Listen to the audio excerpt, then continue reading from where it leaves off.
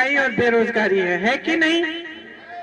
बहनें बैठी हो, कुछ खरीदने जाना पड़ता है, त्योहार होता है, कुछ खरीदना है घर के लिए, नए कपड़े, बच्चों के लिए फीस भरनी होती है, कोई बीमार हो जाता है, या घर में कुछ ऊपर कुछ छत में कुछ टूटा है, पानी टपक रहा है, उसकी मरम्मत करनी है। कुछ भी हो, जब खर्चा करना पड़ता है तो घबराहट होती है, क्योंकि आज इतनी महंगाई बढ़ चुकी है मोदी जी के राज में कि जो आम जनता है वो अपना गुजारा कर ही नहीं पा रही है। चाहे आप कितनी भी मेहनत करो, आप खेती में मेहनत करो, आपके पास रोजगार है तो रोजगार करो, या ठेकेदारी पे नौकरी करो, दिहाड़ी मिले, फिर भी चाहे परिवार में 2-2 सदस्य काम करते हो, फिर भी आपको ये महसूस होता है कि कमाई पूरी नहीं हो रही है। इसके आपके लिए स्कीम लाने के बजाय, आपकी मदद करने के बजाय, समर्थन करने के बजाय मोदी जी की सरकार ने क्या किया? आपको एक 5 किलो राशन का बोरा पकड़ा दिया, और वो 5 किलो राशन में वो कहते हैं कि उनको पूरी तरह से ये इनकी समझ है कि वही आपके लिए काफी होना चाहिए, लेकिन वो काफी हो नहीं रहा है कि नहीं? जब आप वो 5 किलो राशन खत्म होते हैं तो क्या होता है? आप फिर से निर्भर हो जाते हो सरकार के कि फिर से हमें और 5 किलो राशन मिलेगा, और इसी तरह से आप अपना गुजारा करने की कोशिश करते हो। आज खेती कर रहे हो, खेती के सारे सामान पे जीएसटी है कि नहीं? इसका मतलब है कि जो पहले सामान एक दाम पे मिलता था, आज उससे ज्यादा दाम पे मिल रहा है, तो महंगाई बहुत वहां पे भी उसका असर पड़ रहा है। तो खेती से जो पहले कमाई होती थी वो कमाई भी नहीं हो रही है। पहले आप खेतों में मजदूर भी रख पाते थे, अब आप कहते हो कि जितना हमसे हो जाए हम कर लेंगे, ज्यादा मजदूर रखेंगे तो और कम कमाई हो जाएगी। बेचारा मजदूर भी भटक रहा है काम ढूंढने के लिए, उसको भी काम नहीं मिल रहा है। देखिए, जब मैं यहाँ 2019 में जब प्रचार के लिए आई थी तो मुझे याद है कि सबसे बड़ी जो आपकी समस्या क्या थी? आवारा पशु की, है कि नहीं? फिर मैं 22 में आई, 22 में जब मैं चुनाव के प्रचार में आई तो फिर ये समस्या और बड़ी हो चुकी थी तब तक, और हमने कांग्रेस पार्टी में कहा था कि हम इस समस्या को हल करने के तरीके ढूंढेंगे, और मैंने समझाए भी थे कि छत्तीसगढ़ में उस समय हमारी सरकार थी।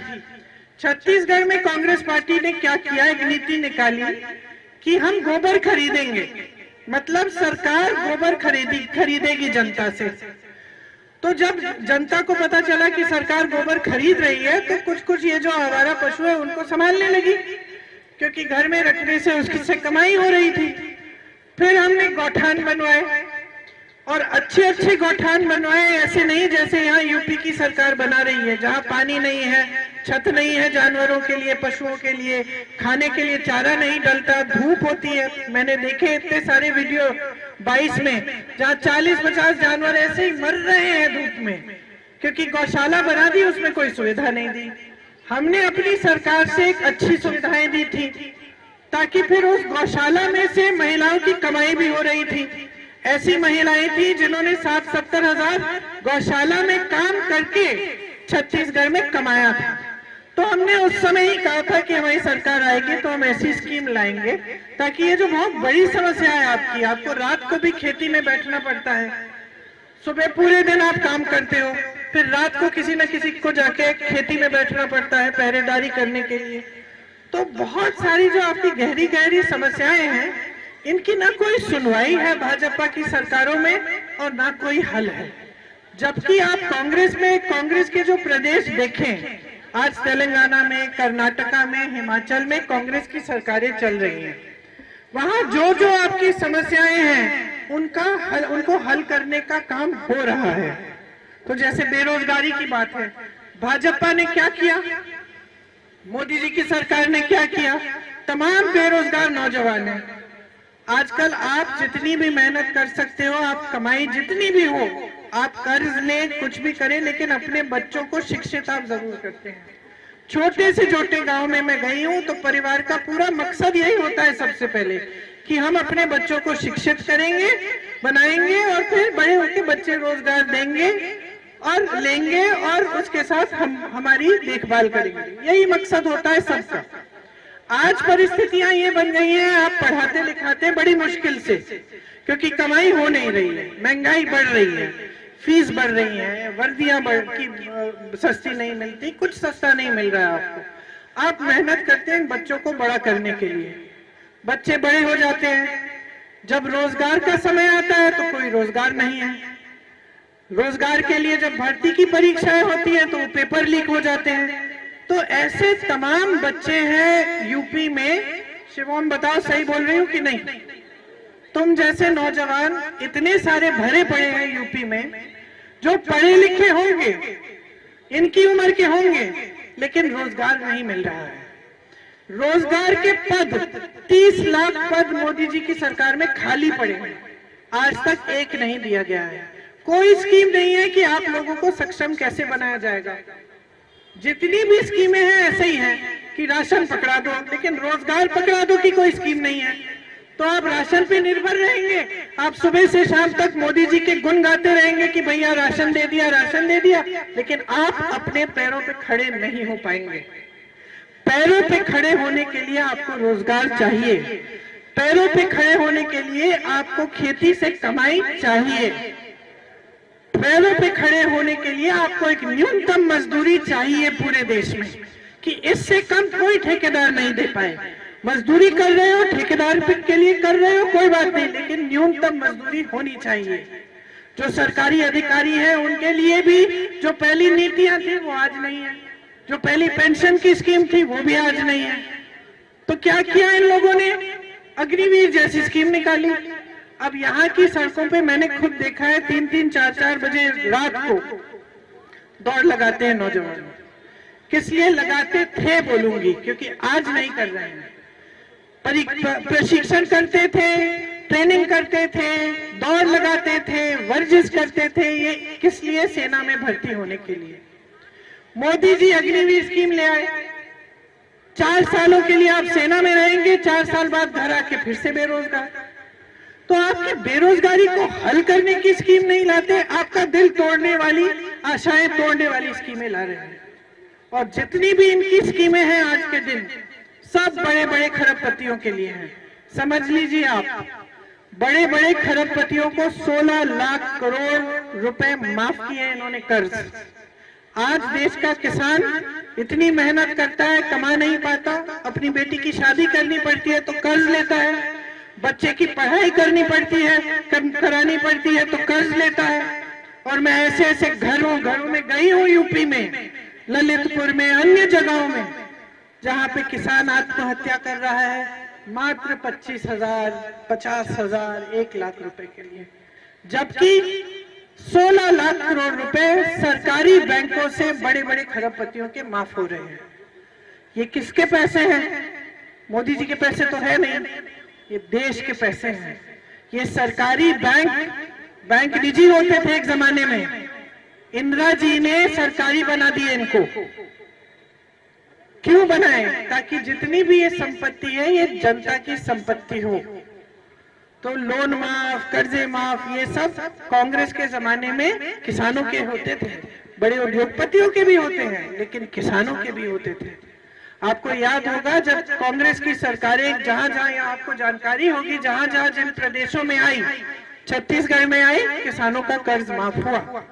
तो भैया ने जब ये न्याय यात्रा निकाली और ये समझे कि कितनी गहरी समस्याएं हो गई हैं आज, जिनके बारे में कोई बात ही नहीं कर रहा।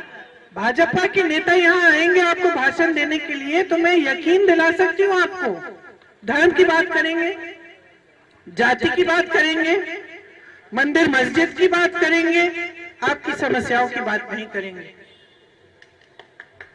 क्योंकि आपकी समस्याओं के हल के लिए इन्होंने कोई नीति ही नहीं बनाई। देखिए, नेताओं को आप अच्छी तरह से समझते हैं, सब खड़े हैं हम मंच पे। आपने बड़े बड़े यहाँ पे जो आपकी जो लोकतांत्रिक जो आपका इतिहास रहा है रायबरेली का, वो बहुत महान इतिहास है। लोग कहते हैं कि आपका क्षेत्र हमसे जुड़ा है, हमारे परिवार से जुड़ा है, लेकिन उसको गहराई में अगर इस बात को आप समझो तो हमारा परिवार यहाँ आया, आपके पास हम आए। क्यों आए? 103 साल पहले ब्रिटिश साम्राज्य के खिलाफ रायबरेली का किसान आंदोलन कर रहा था इसलिए। मतलब रायबरेली की जनता ऐसी है, आपको गर्व होना चाहिए अपने क्षेत्र पर। 103 साल पहले यहाँ की जनता ब्रिटिश साम्राज्य के खिलाफ आंदोलन कर रही थी, यहाँ के किसान आंदोलन कर रहे थे, जागरूक थे, अपने लिए कह रहे थे कि जो हमारे साथ हो रहा है गलत हो रहा है। जब मोतीलाल नेहरू जी को पता चला, उन्होंने जवाहरलाल नेहरू जी को यहाँ भेजा। तब से हमारा रिश्ता शुरू हुआ है, आप हमारे परिवार का आपके साथ। जब आपको कुछ बात अच्छी नहीं लगी, आपको कुछ बातें अच्छी नहीं लगी इंदिरा जी के समय, आपने उनको चुनाव हराया। आप तब भी जागरूक थे। आपने सोचा कि ये जो इंदिरा जी की नीति है ये हमें पसंद नहीं आई, ये जनता के लिए लाभदायक नहीं है, तो आपने उनको हरा दिया एक चुनाव। इंदिरा जी नाराज नहीं हुई। इंदिरा जी ने आपने जो किया उससे उन्होंने आत्मचिंतन की। उन्होंने सोचा कि हाँ, हो सकता है मेरे से कोई गलती हुई, मुझे समझना चाहिए, और फिर से चुनाव के लिए आई। आपने उनको जिताया, समर्थन दिया। ये आपके क्षेत्र की, रायबरेली क्षेत्र की खासियत है कि आप जागरूक हो, आप नेताओं को समझते हो। तो मैं वापस उस बात पे आती हूँ जहां से मैंने शुरू किया कि आप नेताओं को समझते हो तो नेताओं की आदत मत बिगाड़ो। और आज देश में क्या हो गया है कि नेताओं की बेहद आदत बिगड़ गई है। नेता जानता है कि उसको काम करने की कोई जरूरत नहीं है, शिवम को नौकरी देने की कोई जरूरत नहीं है, आपकी खेती से कमाई बढ़वाने की कोई जरूरत नहीं है। महंगाई बढ़ती चली जा रही है, चुनाव के समय आपको दिखेगा 100-200 रुपए कम कर देंगे सिलेंडर का, बाकी समय कुछ नहीं करेंगे। बाकी समय जीएसटी डालो, ये डालो, वो डालो, ताकि महंगाई बढ़ती चले जाए, कोई परवाह नहीं है। क्योंकि ये सोचते हैं कि चुनाव के समय आएंगे, धर्म की बात करेंगे, उससे आपके जज्बात उभर जाएंगे, आपको लगेगा भाई हमारा धर्म संकट में है। पिछले चुनाव में दुरदुरिया की खूब सारी अमेठी में, महिलाओं से शपथ करवा दी भगवान के नाम कि हम धर्म के नाम पर अपना वोट देंगे। आपने ऐसी आदत डलवा दी कि नेता सोचता है कि अगर आपकी सड़क टूटी है, आपके गांव में पानी नहीं आ रहा है, आपको बिजली की जरूरत है, तो नेता का उससे कोई रिश्ता नहीं है। नेता जानता है, आज भाजपा का एक एक नेता समझता है कि यहाँ आकर मंच पर लोगों का ध्यान इधर उधर करो, धर्म की बात पे ले जाओ, जाति की बात पे ले जाओ और वोट मिल जाएगा। इसीलिए आज जागरूक होने का बहुत ही महत्वपूर्ण है कि आप जागरूक बने। बहनें बैठी हो, समझ जाओ आपका वोट किस लिए जाना चाहिए। आपका वोट अपने बच्चों के भविष्य को बनाने के लिए जाना चाहिए। आपका वोट अपने गांव में बिजली, पानी, सड़क, शिक्षा, स्वास्थ्य की सुविधाओं के लिए जाना चाहिए। आपका वोट आपके जो अधिकार है उनको मजबूत बनाने के लिए जाना चाहिए। जो मोदी जी की सरकार है वो खरबपतियों को तो मजबूत बना रही है, लेकिन हर स्तर पर लोकतंत्र को कमजोर बना रही है। लोकतंत्र को कमजोर बनाने का मतलब क्या है? लोकतंत्र क्या है? आपके जीवन में क्या महत्व है उसका? यही है कि आपको वोट का अधिकार मिलता है। आपको कुछ पसंद नहीं है, आपको शिकायत करने का अधिकार है। आपको नेता को जवाबदेही बनाने का अधिकार है कि भाई तुमने मेरा काम नहीं किया, देखना मैं भी तुम्हारे लिए वोट नहीं डालूंगी। यहाँ आते हो वोट मांगने के लिए, काम करके दिखाओ, ये अधिकार दिया है। संविधान ने आरक्षण का अधिकार दिया है। जो पिछड़ी जातियां हैं, जिसकी मदद नहीं हुई है, उनको मदद करने का आपका अधिकार है। तो ये सारी चीजें, आरक्षण, वोट का अधिकार, भोजन का अधिकार, ये जो 5 किलो राशन आपको मिलता है, कांग्रेस ने भोजन का अधिकार दिया था संविधान के तहत कि हर देशवासी को कम से कम एक न्यूनतम जो भोजन है, राशन है, उसका अधिकार है। ये कांग्रेस की स्कीम है जो मोदी जी आजकल करा रहे हैं अपने नाम। इसी तरह कई अधिकार हैं जो संविधान देता है। आज मोदी जी के जो उम्मीदवार हैं भाजपा के, जगह जगह जाके कह रहे हैं कि हमें वोट दोगे, हम संविधान बदल देंगे। मीडिया को तो इन्होंने खरीद ही लिया है अपने खरबपति दोस्तों से। तमाम मीडिया जो है, ये जो टीवी वाले हैं, कैमरा वाले हैं, ये सब इन बड़ी बड़ी कंपनियों के लिए काम करते हैं, जो बड़े बड़े खरबपतियों की कंपनियां हैं, जिनकी साठगांठ है भाजपा के साथ, मोदी जी के साथ। जितनी भी संस्थाएं थी जो आपको मजबूत बनाने वाली संस्थाएं थी, उनको कमजोर कर डाला है और अब संविधान को बदलने की बात कर रहे हैं। जब ये बात फैली लोगों के बीच में, इनके नेताओं ने ही कही, इनको कहलाया गया। जब ज्यादा फैलने लग गई और मोदी जी को लगा कि नुकसान हो जाएगा चुनाव में, तो वो कहने लगे कि हम संविधान बदलेंगे नहीं। लेकिन सच्चाई क्या है कि इन्होंने इसी तरह से बहुत ऐसी चीजें की हैं जिसने जनता को कमजोर किया है। इसीलिए आज जब आप वोट डालते हैं, सबसे पहले तो जो मैंने कहा, आपके अपने भविष्य के लिए अपना वोट डालना चाहिए। आपके लिए काम करके कौन दिखा रहा है, उस काम का प्रमाण क्या है, आपके जीवन में क्या अनुभव है कि हाँ कुछ काम हो रहा है मेरे लिए, कुछ तरक्की हो रही है। अब मैं आपसे पूछना चाहती हूँ, 10 सालों से केंद्र में भी और प्रदेश में भी भाजपा की सरकार है, वहां मोदी जी, यहाँ योगी जी। आपको बोलते हैं डबल इंजन की सरकार है। मैं आपसे पूछना चाहती हूँ कि आपके जीवन में रोजगार मिले हैं, आपको तरक्की आई है, महंगाई बढ़ गई है, कमाई कम हो रही है, रोजगार मिल नहीं रहा है, तो जो इनका काम है इसका प्रमाण तो आपके जीवन में आपको दिख रहा है, तो इसके आधार पे अपना वोट दो। अब कांग्रेस की, मैंने बताया कि कांग्रेस की जो सरकारें हैं, इनकी जानकारी लो, मेरे कहने पे मत सुनो, जानकारी लो कि क्या हो रहा है। आपको पता चलेगा कि कर्नाटका में आपकी जैसे जो बहनें हैं, मेरी सबसे बड़ी महिला जो हर परिवार की है, उसको 2000 रुपए हर महीने मिलते हैं सरकार से। जहां उसको बस यात्रा मुफ्त में करनी पड़ती है, वो सारी पूरे प्रदेश में बस यात्रा महिलाओं के लिए मुफ्त है।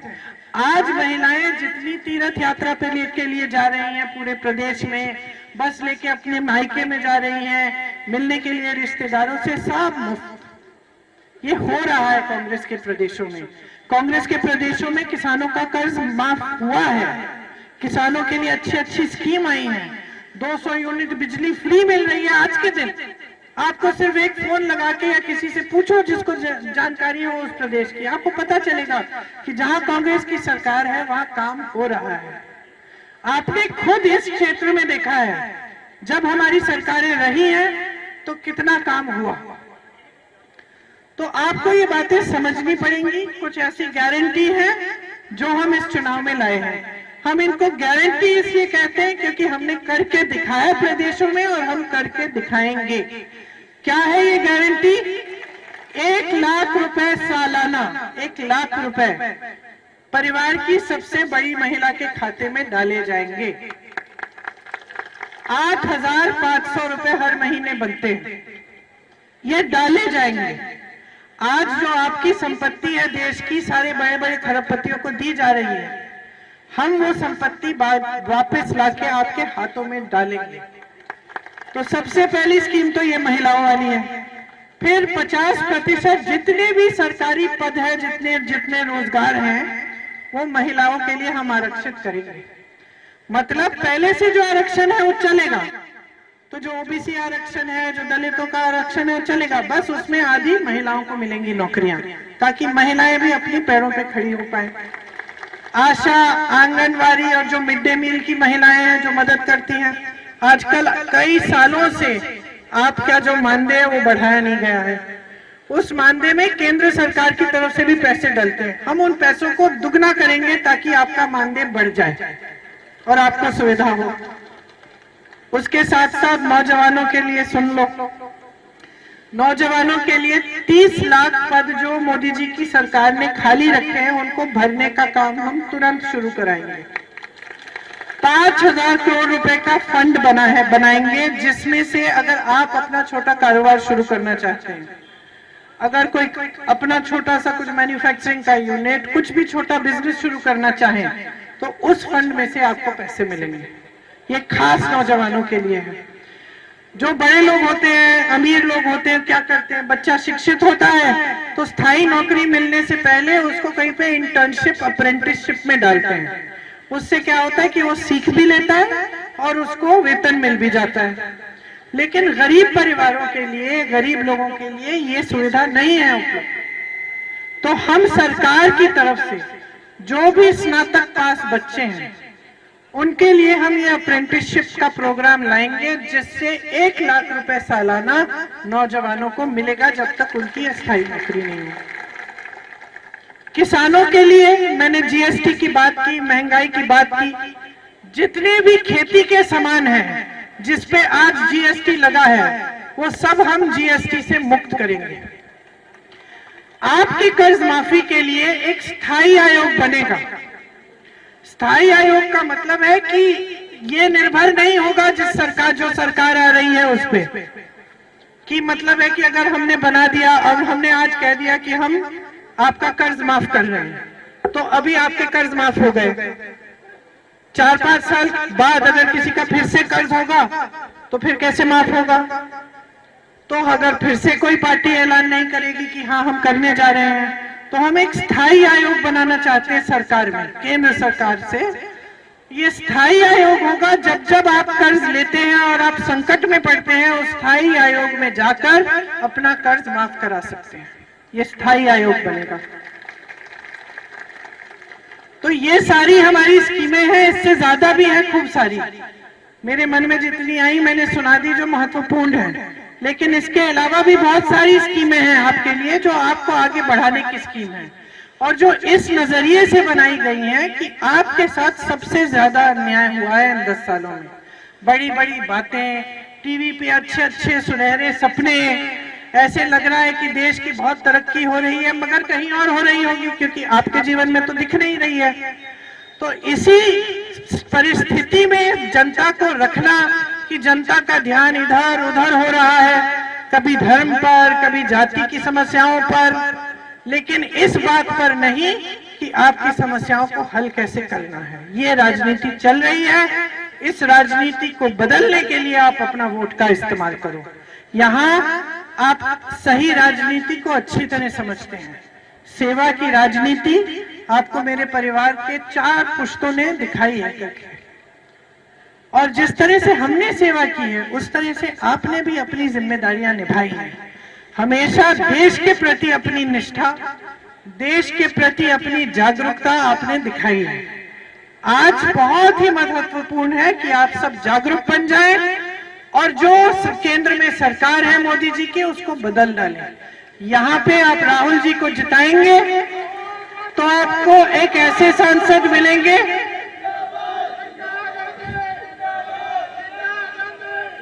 आपको 2-2 लोग मिल जाएंगे। आमतौर से सांसद एक होता है, आमतौर से सांसद एक होता है, आपको 2-2 मिल जाएंगे। मैं भी होंगी, वो भी होंगे।